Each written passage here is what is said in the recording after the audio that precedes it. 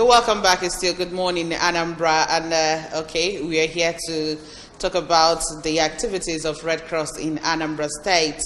And we have in the studio Mr. Fidelis EKG, Communication Coordinator, Red Cross Society, Anambra State. You're welcome to the program. Thank you very much. We also have Mr. Daniel Ejike, Disaster Management Coordinator, Red Cross Society, Anambra State. Thank you. Good morning. Also welcome. All right, let's start quickly. Mr. Fidelis EKG, the Communication Coordinator. Red Cross is a non-governmental and human agency. Yes, and we know what but we want it to come out from your mouth. What is the mandate of Red Cross organization?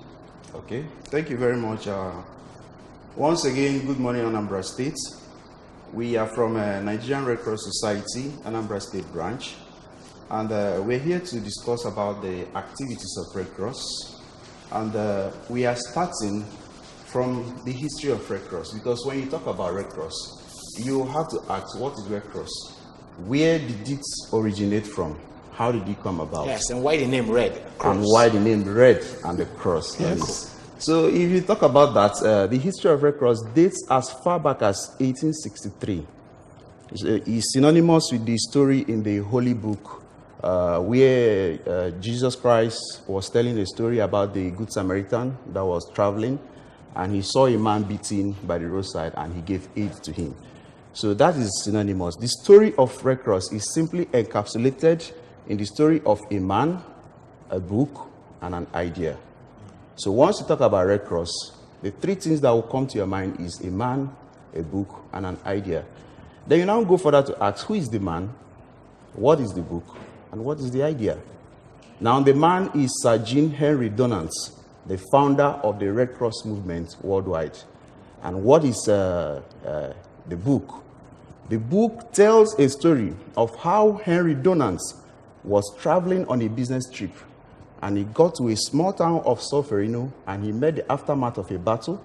The battle left over 40,000 soldiers wounded in the battlefield. And then he stopped, he canceled his trip, and he decided to seek the assistance of local people to give aid to these people. So after doing that, he canceled his trip and got back home. Getting back home, he now decided that if this kind of thing could happen, if we could be crazy enough to fight battles, then we should be able to think of rendering assistance to the people that might be wounded in the battlefield. And that was where he put down the story in a book titled The Memory of Solferino. That was the book. So we now have the man, we have the book, and then what is the idea? The idea is simply to establish in peacetime, like in Anambra State now, we are at peace now. Nothing is happening. We don't have any war, no outbreak, nothing. It's peacetime. So he now put up an idea. At peacetime, let us establish volunteers that we can train to be skilled, so that in case there is a war outbreak, these volunteers can go in and intervene. So that is just a brief history of the Red Cross movement. I just want to keep listening to you because the story was really interesting. Yeah, and I could actually, talk about the man who was on a trip and had to cancel his trip and probably, render aid, help to people who probably need help. Now let's come to you. Red Cross, how long have you been with the Red Cross Society? I have been in Red Cross Society for, let's say, 20 years now. 20? Yes. What endeared you to Red Cross? Because we understand that the founder of Red Cross was on a trip, saw people who probably were injured, and he had that mind to probably render help. You've been there for 20 years. What endeared you to join the Red Cross movement? Well, as you can know and as you can see, that Red Cross movement is not a money-making organization. It's a pure voluntary organization. And it is not everybody that can be pushed to join the movement. You must have a humanitarian spirit, material mind, just like as my colleague mentioned, you must have the mind of the Good Samaritan before you can be in Red Cross. Of course, if you don't have, you cannot do the work of Red Cross. So that's that. So let's come back to you, Mr. Fidelis. So what's your activities like? Is it only in the place where we have crisis that you go to, maybe broker peace or to help out with the injured? Okay, thank you very much. Well, I was telling a story And you said you enjoyed the story very well. Go ahead. As a part of continuation, this movement was established and it spread to the whole world. And today, presently, we have this movement in almost all the countries in the world. Go to China, go to USA, India, Ghana, all over the whole place, we have the Red Cross movement. So what are our activities? Initially, it started with the rendering of first aid care to the wounded. But today, Red Cross has gone far beyond giving first aid. Like in Anambra State here, we have several activities. We have a program we call the Community First Aid Training, where we train members of communities. We get them, train them, get them equipped so that they will be on standby in case of any eventualities. That's what the community, we call it CFAT. Then we have a program we call RFL, Restoring Family Links. Sometimes you see people on the roads, they don't have any links to their family. Maybe when there is a war outbreak, people tend to run helter-skelter and they miss links with their families. We do restore family links. We do environmental sanitation. We do prison visitation. We do a whole lot of trainings, and we have several interventions going on. Like recently during the last flood in Anambra State in 2018, we were in the IDP camp for over 47 days. We did an early warning program. When the flood came, we still went in to intervene. And even after the flood, we are still doing interventions. Even up till now, we have a program that will take off in this February, after the elections, that will run for 3 months. We are giving free medical outreach to 2 local governments in Anambra State, Obaru local governments and Anambra West local government. The entire local government, we are doing free medical outreach, proudly sponsored by the International Federation of the Red Cross. So these are many more as some of our activities. And then we have 4 core programs that we do in Red Cross. Number 1 is disaster management, which includes disaster preparedness, mitigations, and all of that. We do organizational developments. We do health and care. We do promotion of behavioral change. So for the first of the core programs, the disaster management, I think my colleague is the disaster management coordinator in Anambra State. Good. I would always ask this question because we're Nigerians. It's always because I heard when you said the organization is not a money-making organization, and whether you like it or not, we need money to survive. So how do the foundation or how do the Red Cross movement survive when it comes to finances? Thank you very much for that question. You know, most of the times in Red Cross movement, the Red Cross movement is divided into 2 boards. Okay. We have the board of governance and the board of management. Okay. So the board of governance are there, the big ogas, they are there to make policy. With this policy must be implemented by the management board. So most of the times, the activities of the movement, people look at, just as my colleague has said, people look at the activity of the movement. People enjoy the activities of the movement. And you see, especially these white men, when they see you being real, they would like to give support. Okay. So Red Cross survive in donations, people's donation from worldwide, people's support, free will, goodwill. Okay. That is how we survive. So sorry to cut in a nutshell. Okay. What he's trying to explain is that in Red Cross, we are professional beggars. Okay, so you are not paid salaries? Like he explained, there is the governance, there is the management. The management houses the administrative section of the Red Cross. I don't understand that. But then when I say we are professional beggars, I mean that we go, like you are here now, you have headache, and I know that you are Mr. A, you have headache, and Mr. B has paracetamol to give you. We simply go to Mr. B and say, sir, please, one of our persons has headache and he needs attention. So he gives us the paracetamol and we give to you. And people do that based on our goodwill, because we have integrity. They trust us that whatever they give to us will definitely get to the beneficiary. Okay, that's quite interesting. All right, let's come back to you. You are the disaster management coordinator, and we know that you've encountered a lot of disasters. So how do you manage them? And then what are the challenges you faced when such happens? And how do you manage it too? In disaster, we don't say God forbid in disaster. That is our way of speaking it. Because no matter how you pray, disaster must occur. It's imminent. So what we do to manage disaster, for example, in Anambra State here, we are always the first responder, the first people that move to the field when disaster occurred. We have a team in Anambra State Red Cross that we call IFAT, Emergency First Aid Team, spread all over the local governments. In Red Cross, we call it divisions. So this team, whatever happened in their area. All right, let's take this call, please. Hello, good morning. Good morning to you. Your name and location. We need you to speak up, please. Hello? Yes, you're connected. Your name and location. My name is Anambra, calling from Akwes. All right, Anambra also from Akwes. Go ahead with your contribution. Yes. I'm going to give you the water presence here. I did my people. We're not discussing. We're not talking about that, Anambra. So we're talking about the Red Cross activities here in Anambra State. So you're saying something. So what I'm saying is, we have these teams scattered all over the local governments. So if anything should happen in a particular local government, this team should intervene and report back to us. Then, for example, this flood intervention is a very large disaster that involves the whole branch, the national society, and even international societies coming in to assist. Then in that flood intervention, we went, just as my colleague said, we were in camp for more than 48 days.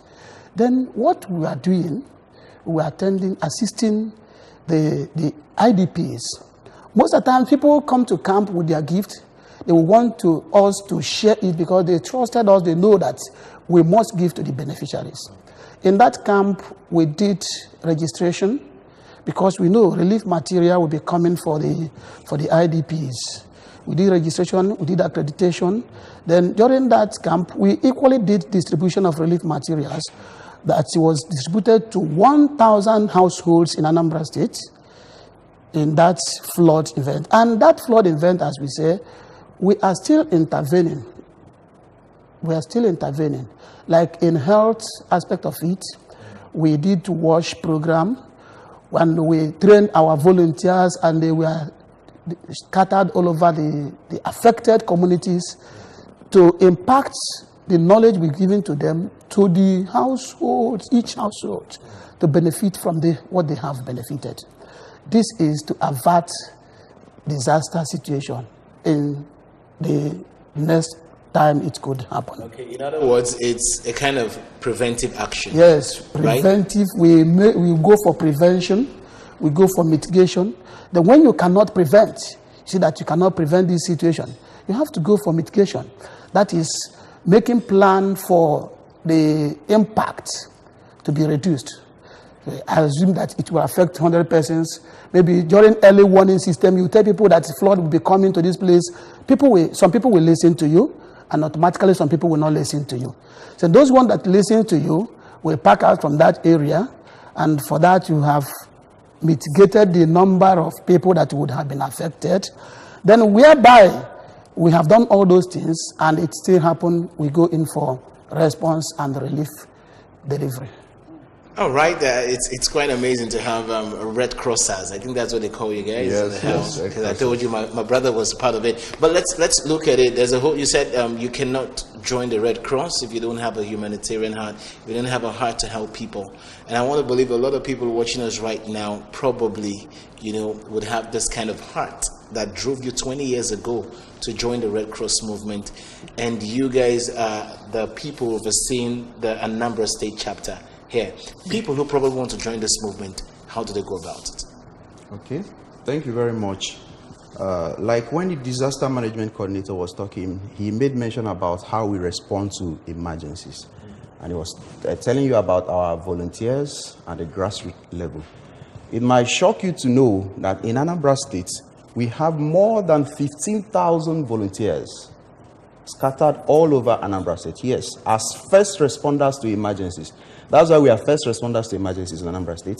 Wherever there is a fire outbreak, wherever there is accidents, road mishap, any kind of emergency, you will see Red Cross there. Okay, so what's going on there? It's like you're giving relief materials to some people at IDP camp. Yes, that's the relief material distribution in Onitsha. Okay. Onitsha IDP camp, because we have several IDP camps scattered all over the whole place. We have in Onitsha, Obaru, Ayamelum, and Anambra West. So we do a whole lot of that. And for you to join Red Cross is very, very simple. Number one, you need to have the humanitarian hearts. Then, to join and be like us and render service to humanity, you can either register online, or you visit our office. We are located at Nibo Junction by traffic lights, directly opposite the Governor's Lodge, Amobia, Oka, Anambra State. And then, if you want to register online, you can simply log on to www.redcrossnigeria.org. Okay. If you scroll down, you will see a space where you say Join Us. And you click on the Join Us. It will redirect you to put in the states where you are registering from. If you register your state as Anambra State, the phone number of the branch secretary of Anambra State will be displayed there. Then you can click on it and then you proceed to registration. So it doesn't have to be a full-time job kind of a thing? No, it's a voluntary organization. So does it mean that you have another thing you're doing? Well, no, apart from being a volunteer. I am the communication coordinator and he's the disaster management coordinator. Okay, we are part of the administrative section of the Nigeria Red Cross Society under the management board. So I wanted to ask you before, your office, what do you do as a communication coordinator? Thank you very much. As communication coordinator, well, I told you earlier on that we have 4 core programs that we do in Red Cross, which includes disaster management, health and care, promotion of humanitarian values, and then organizational development. In promotion of humanitarian values, we do a whole lot of dissemination, sensitization, like we are here today in Anambra Broadcasting Service, trying to tell people about what Red Cross do, calling people to come and join us in these activities because our work is enormous. And then also, we do sensitize people. All of them are under the communication department. All right. Hello, good morning. Good morning. What's your name and your location? My name is Choma. Okay, Choma, from where? I'm from Oka. From Oka, yeah, go ahead. I'm a member of the Oka South Division. Oh, wonderful, okay. Wonderful. I'm calling to congratulate the member of Red Cross for doing their good work. Okay. All right. Hope you're also doing your good work where you are, Choma. Yes, I'm doing a good work. How many people? It's good to help humanity. How many people have you helped in Oka North? The work of God. Work of God. Is the best way to serve God. All right. All right. Thank you very much, Choma. One of your members are hailing you. Well, yes. Time is really not our friend. We'll be running away any moment from now. Now, let's look at Red Cross at the bigger picture. Okay. You know, have there been any situation whereby, because of the kind of job the Red Cross people do, have there been a situation where the Red Cross person has got into trouble, probably died, injured, and some things like that probably wasn't really good? How did you guys manage it, or how do Red Cross as a body look at such situation? Yeah, thank you. We were discussing about the Office of the Communication. That's why we do a whole lot of dissemination and sensitization, telling people what Red Cross is and what we are not. Because earlier on we were talking about the history of the movement. So trying to check about our activities, challenges that we have. One of our major challenges is the issue of misconception. People tend to misunderstand some of our activities. People tend to misunderstand our emblem, the Red Cross, when we are starting to ask about the Red Cross. The Red Cross doesn't have any religious connotation. The Red Cross is not associated with any religious body. We associate with both Christians, Buddhists, Muslims, whoever you are, as far as we are going for humanity. The Red Cross is simply in honor of the man I told you about, Sergeant Henry Dunant. He's from Switzerland. And the Swiss flag is a white cross on a red background.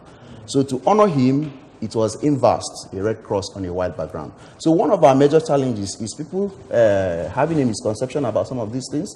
Some people, maybe Muslims, they think, okay, because this is cross, it's for Christians. But we are calling them, everybody come. Even in Anambra State, we visit imams, we visit mosques, everybody come so that we can push this message forward. And then in an issue of deaths, mishap, and all of that, we have a special program that we do. We call it Safer Access. Under this Safer Access, we train our volunteers on how to move when there is an intervention, how to go in and how to come out so that you can go in safely. It's called Safer Access. So you have safe access to where you're going for intervention and you have a safe exit. Okay, so all your volunteers, they undergo this training? They undergo the training before you go for intervention. So your final words before we leave, sir? So my final words is that I want to appreciate Anambra people and to thank them. And the Red Cross has a wide open door. We are inviting all and sundry to come and join us in this work of humanity. It is not an easy job. It's very, very enormous, just as my colleague said. It's very, very enormous. I want to appreciate our state chairman, Honorable Justice PSC Obidi, retired, the state vice chairman, Professor Peter Emeka Kachi, then the state branch secretary, Engineer Kinsley Okoye, that have given us a go-ahead order to spread the work and the activities of Red Cross here in Anambra State. All right, from you, Mr. Fidelis. Okay, thank you very much. In continuation with the praise thanks that are given to our chairman, our vice chairman, and our branch secretary, I would also like to say a very big thank you to Anambra Broadcasting Service. And we are also reaching out to the executive governor of Anambra State, His Excellency Chief Dr. Willie M. Obiano Madabrochukwu. We are saying a very big thank you to you for giving us this platform. And also, I'm calling everybody in Anambra State to come and join Red Cross. We want to create this first aid mentality in all Anambrarians. So we are calling you, come and join Red Cross. If you want to join us, like I said, check the website www.redcrossnigeria.org, or you can drop a text message or a call to this number 080-6333-7177, and we'll get back to you. Come and join us so that we'll do the work of humanity. Thank you very much. All right, thank you so much, Mr. Fidelis EKG, Communication Coordinator, Red Cross Society, Anambra State. Thank you for coming. Thank you. And also to you, Mr. Daniel Ejike, Disaster Management Coordinator, Red Cross, Anambra State. Thank you for coming too. Thank you very much. Well, it's very good to have them in the house. The fact that they are in Anambra State is not every reason why you should go and fight while voting. So they will come and give you first aid. You're not serious, really? You're not serious. All right, thank you so much for joining us today's edition of Good Morning Anambra. My name is Chidima Oranwa. And I'm Ebere Ugona. The news on the hour will be coming at 9 o'clock. And of course, sports today at 9:15 will also be coming your way. Many thanks for joining us this morning. Good morning.